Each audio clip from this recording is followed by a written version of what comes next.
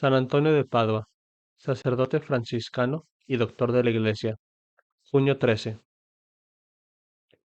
Nació en Lisboa en 1195.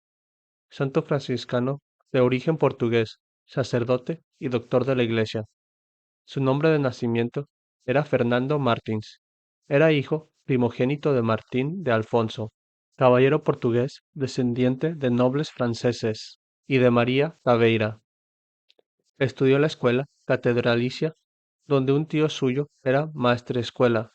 Más tarde, en torno a 1210, ingresó en el monasterio de canónigos regulares de San Agustín de San Vicente de Fora, cerca de Lisboa.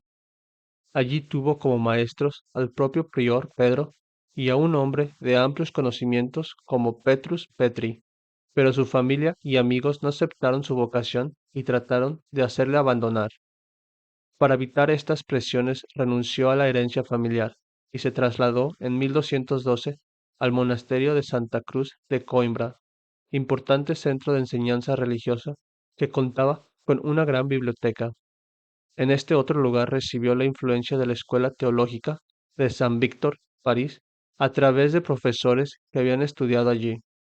Tampoco en Coimbra encontró tranquilidad, pues el monasterio se veía afectado por el enfrentamiento entre el rey Alfonso II de Portugal y el Papa Inocencio III.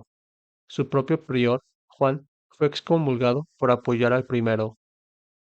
Hacia 1219, fecha en que probablemente era ya sacerdote, conoció la pequeña comunidad franciscana de Coimbra, establecida poco antes en el eremitorio de Olivais, y se sintió atraído por su modo de vida fraterno, evangélico y en pobreza. Cuando poco después llegaron a su monasterio restos de los primeros mártires franciscanos muertos en Marrakech, decidió ingresar en la nueva orden, que a causa de su reciente creación aún estaba poco extendida y carecía del prestigio que alcanzaría más adelante. Fray Juan Parenti, provincial de España, presidió la sencilla ceremonia de toma de hábito franciscano, verano de 1220, en la que cambió el nombre de Fernando por el de Antonio.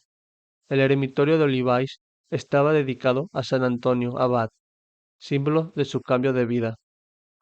Tras un breve noviciado e impulsado por el ejemplo de los mártires franciscanos, parece que en otoño de ese mismo año embarcó hacia Marruecos junto con otro hermano de la orden, Fray Felipe de Castilla, para alcanzar él mismo el martirio. Sin embargo, al poco de desembarcar, contrajo la malaria, enfermedad que le dejaría secuelas para toda la vida. Convaleciente todo el invierno, se vio obligado a abandonar el país. Su intención era ahora llegar a las costas españolas y desde ellas volver por tierra a Portugal, pero una tempestad llevó el barco en que viajaba hasta Sicilia.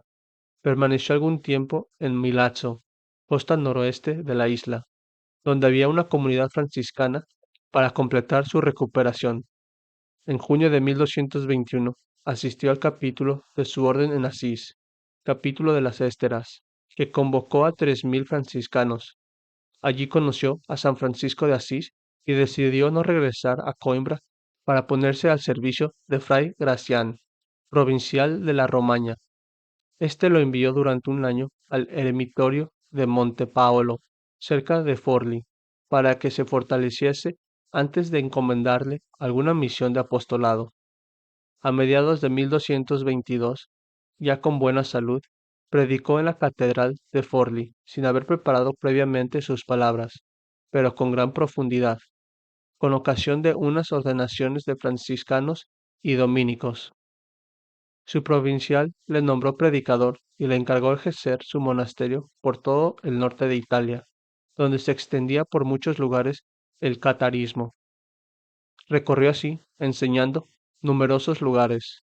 Su labor catequética en Rímini en 1223, por ejemplo, fue difícil, pero sus exhortaciones y discusiones públicas acabaron teniendo éxito, logrando convertir, entre otros, a Bononillo, obispo cátaro.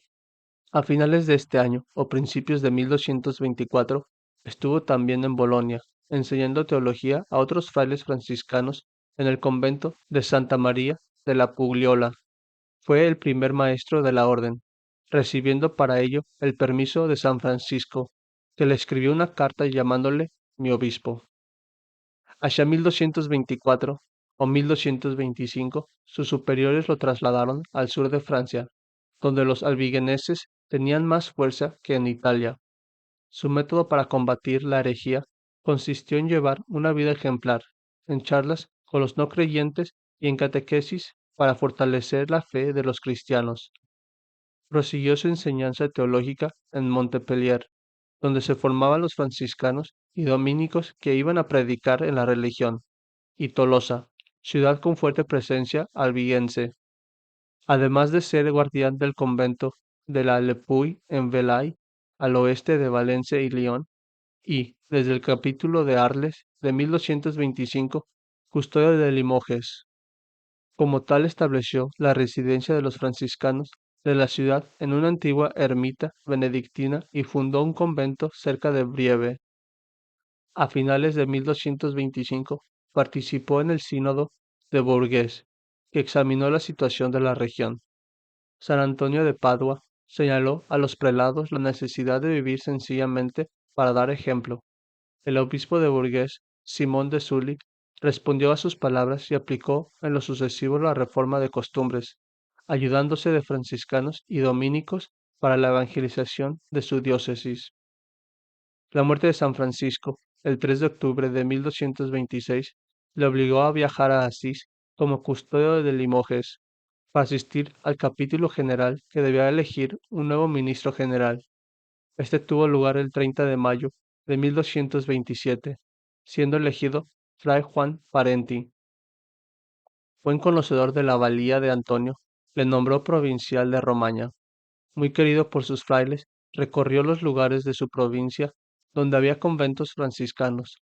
Uno de ellos fue Vercelli, donde predicó en la catedral con gran impacto y conoció al teólogo y canónigo regular Tomás Galo. También por entonces debió estar durante estancias largas en Padua, donde fundó una escuela de franciscanos y comenzó a escribir una serie de sermones. Fruto de su labor fue el aumento de las misiones de predicación y la fundación de numerosos conventos. En el capítulo general de 1230, reunido con ocasión del traslado de los restos de San Francisco a su Basílica de Asís, pidió a Parenti que le retirase el cargo a causa de su mala salud. El general aceptó su renuncia a cambio de formar parte de una comisión que debía presentar al Papa Gregorio IX varias cuestiones sobre la regla franciscana que el pontífice debía estudiar y aprobar. Ante él y la curia romana predicó por entonces Antonio, siendo escuchado con entusiasmo. El Papa lo llamó Arca del Testamento. Es posible que colaborase en la redacción de la bula Quo Elongati, respuesta a los problemas planteados por la orden al pontífice. Después marchó al que sería su último destino, Padua, en la que se entregó con tal ardor que en lo sucesivo a su nombre quedaría asociado el de la ciudad, Antonio de Padua. Se instaló primero en la capilla de Arcella, junto al convento de Clarisas, pero solía predicar en el convento franciscano de Santa María, extramuros de la ciudad. Escribió por petición del cardenal Reinaldo de Isegni, el futuro Alejandro IV, una serie de sermones según las fiestas del año litúrgico y predicó hasta el agotamiento la Cuaresma de 1231. A sus sermones diarios asistió gran parte de la ciudad y consiguió del Consejo Mayor de la ciudad la liberación de los deudores presos por no tener medios con que pagar sus deudas. Poco después, el podesta Esteban Badoer le rogó que solicitase al poderoso Ecelino IV da Romano la liberación de varios nobles paduanos que tenía prisioneros. De este modo, viajó a Verona y se entrevistó con Ecelino, aparentemente sin éxito, si bien unos meses después de la muerte de Antonio acabaría por ceder. En mayo, habiendo empeorado su salud por el viaje, se retiró al cercano lugar de Campo San Piero para descansar y terminar de escribir los sermones. Pero la gente tuvo conocimiento del lugar en el que estaba y acudió en masa a oírle y pedirle consejo. El viernes 13 de junio sufrió un colapso y, ante el próximo fin, pidió que le trasladasen a Padua. Así se hizo, aunque para evitar las multitudes se detuvieron en la Arcella, donde murió Antonio esa misma tarde tras recibir la extremaunción y recitar los salmos penitenciales. No tenía aún 40 años y había ejercido su intensa predicación poco más de 10. Orador sagrado, fundador de hermandades y de cofradías, teólogo y hombre de gobierno, dejó varios tratados de mística y de ascética y se publicaron todos sus sermones. Un año después de su muerte fue beatificado. Su culto, muy popular, se generalizó a partir del siglo XV. Su representación más valiosa se debe a Goya, quien lo plasmó en San Antonio de la Florida. Fue proclamado doctor de la Iglesia en el año 1946. Su fiesta se celebra el 13 de junio. Oración para pedir la intercesión de San Antonio. Oh glorioso San Antonio, a quien Dios ha elegido como intercesor nuestro en los apuros y pérdidas de la vida material, y como protector de los pobres ante los ricos. Protégenos con tu favor en todas las necesidades y enredos de nuestra vida. Danos sincero amor de los pobres, mucha confianza en Dios y alto aprecio de la vida eterna, a la cual se ordena toda la vida temporal. Especialmente suplicamos tu intercesión en este favor que te pedimos. Amén. San Antonio de Padua, ruega por nosotros.